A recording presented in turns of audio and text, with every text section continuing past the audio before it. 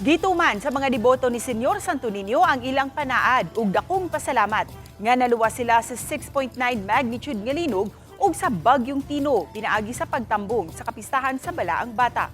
Sayra nato ang ilang sugilanon sa report ni Alan Domingo. Kini ang makapakitbi sa atay nga talan-awon atol sa pagtayog sa 6.9 magnitude nga linog sa Sugbo ni atong Setyembre 30 sa gabi diin ang nagrabihan ang amihanang bahin sa lalawigan. Daghang kinabuhi ang nakalas ug nangaguspat usab ang ilang mga Pinoy-anan. Gipunan pa ang kalbaryo sa mga tao sa pagkusukuso sa bagyong Tino nga nimugna usab og dakong kadaot sa kinabuhi ug panginabuhi sa katawhan.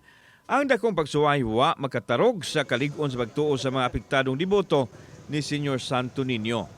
Si Lola Candelaria Aton gikan sa Dakbayan sa Bugo, ang epicenter sa linog, magpangurog pa sa kahadlok kon mahinumduman ang mapait nga kasinatian sa katalagman.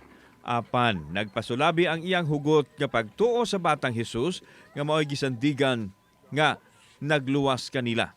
Susamang pagtuo usab ang ipadayag ni Agnestina, biktima usab sa katalagman. So kato nga imuhang kasinatian mato makapatandog sa imong pagtuo ni Senyor Santo Niño. Awa gid noon sir. Nagsige lang gid taon mig-ampo nga taon moabot ta pong kapistahan ba nga maadto nang gihapon may mao nga niagi ko bisag wa mo ban akong kauban. Ako lagi nilighot nga rin makapanagkot ba. Makabahay na ko, kabarong na ko, marong gina kong ikuan, Jampo Senyor. Nga makakaon, may bala lang ko sa payag lang, sir. Ang pangalian ako sa senior nga dili na yung taon itong magbalik. Nga dili gilalim na to ko anang pagbagyo. Nabagyuhan bagyo. Bagyo samot na gid in taon. Nabali usab ang kamot sa 3 anyos nga apo ni Anali Matisado Human na datugan sa natumpag nilang balay ug maay na lang kay naugkat ug nadalas tambalanan. Ang pagkaluwas sa apo giisip nila nga dakong milagro gikan ni Senyor Santo Niño. Nadatugan siya sa lublak. Nya, dayon, nadana mo sa ospital kay nakrak man yung bukton niya, ang mga naong garas. Magpasalamat lamig, wag nakalas amo ang kinabuhi.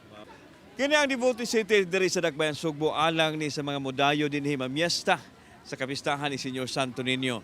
Ang uban ang inabuhi, bit-bit usab nila ang ilahang istorya gikan sa ilahang gigikanan. Sama na lang sa itong mga kaigsuunan, gikan pa sa Northern Cebu, partikular na sa Bugo City, diin gitayog sa 6.9 magnitude nga linog.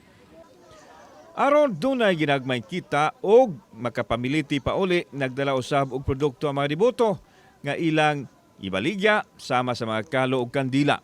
Magamit matod pa nila ang halin sa ilang mga gikinahanglan, ilabi na nga wa pa gyud sila hingpit makabangon.